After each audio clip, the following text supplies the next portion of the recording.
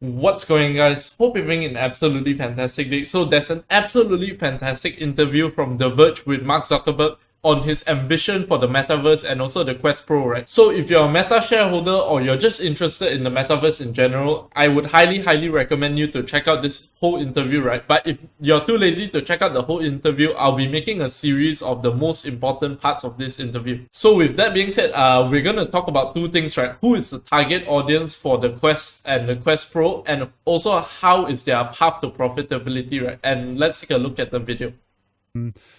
Who is this device for at this price point? Because I think, the Quest 2 is considered kind of a gaming device. There's a lot of social stuff starting to happen. There's fitness with Supernatural.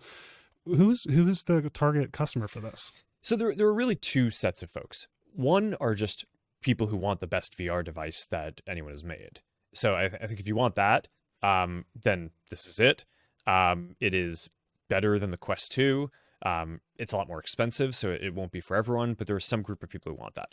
The second is people who want basically a device that's for productivity, right? And when I think about the market, I think that there are going to be two basic different kind of tiers and price segments. I think that there's going to be a kind of consumer-oriented segment that is, maybe $300, $400, $500 devices, right? That people widely can afford, sort of in the price of an Xbox or a PlayStation.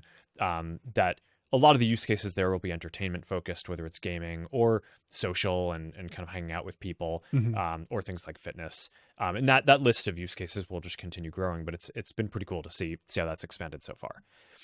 If you think about how you use computers, there's also clearly a market for people who want to pay, or are willing to pay $1,500, $2,000, kind of high-end professionals for their workstations. And that's what you imagine being the audience for this. Yeah, I mean, for this and for the future of the Pro line overall, right? Okay. I do think that there's going to be a market for people who want to get, the people who are really interested in VR, being able to be their primary workstation, over time. I think there's going to be a market around that, and people who are sort of high-end professionals there, you're already paying thousands of dollars for your workstation. So I think it's pretty clear that the ability to get more technology into there to make that even better, you do it, right? Yeah. If I could give all of our engineers a device and have them, be 3% more productive, I'd give them a $1,500 device for sure. So it's just in terms of, so that's kind of in terms of the market segmentation, what we expect to happen. There's also this advantage in developing both of them, which is that we can introduce new technology first in this one. Before we can get it into the price point for the consumer one. And being able to work on it and developing it actually helps us get it into the consumer one faster and better. And by the time that it is in the consumer one, we already have a developer ecosystem and content around it, because even if fewer people are buying the Quest one, it's more of a high-end device. It'll be enough to kind of get the developer ecosystem going. So, of course, we're working on more devices in the consumer line too, right? Yeah. There will be a Quest 3 at some point, not this year. But, I'd love to get, some of these features into future devices, whether it's Quest 3, Quest 4. And, the fact that we're building Quest Pro and have that, and people can start building for mixed reality. And I think it'd be just a pretty big advantage on that too. You've been pretty. So just two things to say. Something which is very important is there is a few target audience segments, right? So a lot of people was like, is this going to be for gamers, or is this going to be like for people with actual use cases? I'm not saying gaming isn't an actual use case, but I was talking about like specifically for work and all that. And turns out they are targeting both the segments, right? So for gaming, it'll be a lower tier, cheaper kind of thing. And then something that really struck a light bulb on my head is what he said about replacing actually the traditional workstation, right? Meaning that maybe in the future with these VR goggles, you won't even need PCs anymore, right? And that would be really insane, right? And if let's say Facebook can basically pull this off, I have no doubt there'll be maybe like top 3 most valuable companies on the planet, right? So that is something that I really didn't foresee when he was pulling into this metaverse project. But as I watch this interview and also as I do more research, right, then it's starting to become more and more obvious to me why he sees it this way, right, when Mark Zuckerberg is explaining it himself, right. So next we want to talk about the path to profitability for Oculus and also all these devices. Open it on the Quest 2, you are not making money on the hardware. Are you making money on this, like on a unit basis, or? I mean, I'd have to look. There are lots of different ways to basically do the accounting on this. Right. As I've I guess learned. is this a profit The generating basic device for no. you? I Okay. think the strategy overall is not to make money on the hardware, but to make it so that it can help develop the ecosystem. And then over time, the business model will be based on software and services. So that remains the approach. I wasn't sure because you invest so much in hardware. You have Yeah. so many people working on this. You're spending so much money on hardware. I wasn't sure if you had landed on a hardware that's margin I think business or not. I think it probably depends on how exactly you account for it. So like if you're just saying what is like the materials that go into the device, maybe we're charging a little bit more for that for the device than the materials that go into it. But if you account for all the R&D and everything, then no way, right? So it's but no, the strategy is not. I mean, we're not trying to have premium device prices and make a profit on that.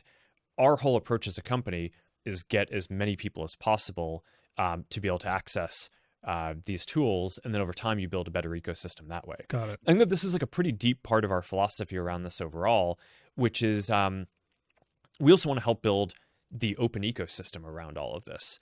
So rather than being kind of insular and trying to do everything ourselves, and a big part of the theme for this year's Connect is all the partnerships that we have. A partnership with Microsoft, which is going to be fundamental for which I want to talk about. We're not an enterprise company, right? So making it so that this can basically succeed with enterprises. Yeah. Well, let's talk about the Microsoft partnership for a minute, because So that's the second part, right? Which is actually quite insane.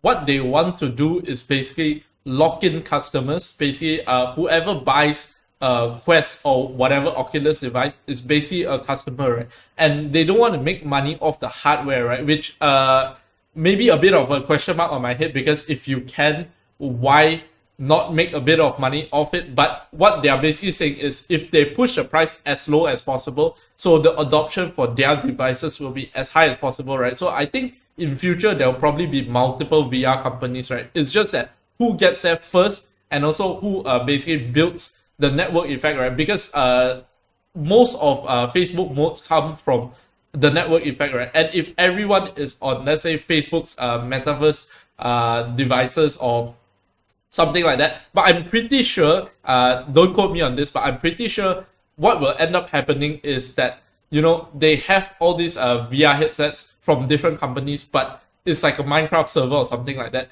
you can join, right? I'm thinking that probably they want to do that. If not, everyone will just have their own world or something like that, and there'll be a little bit of a waste of human capital and also resources, right? Because imagine Apple builds their own VR headset world, Facebook does it, maybe another company like Sony does it, then what will end up happening is, let's say if your friend has a Sony device, you can't interact with each other, which I think it's mutually beneficial if you can interact with each other, even though you like different devices, right? So maybe that's some food for thought as well. So my conclusion on Mark Zuckerberg's thought from this short video clips are that, one, right, he's targeting basically all the people, workplace people.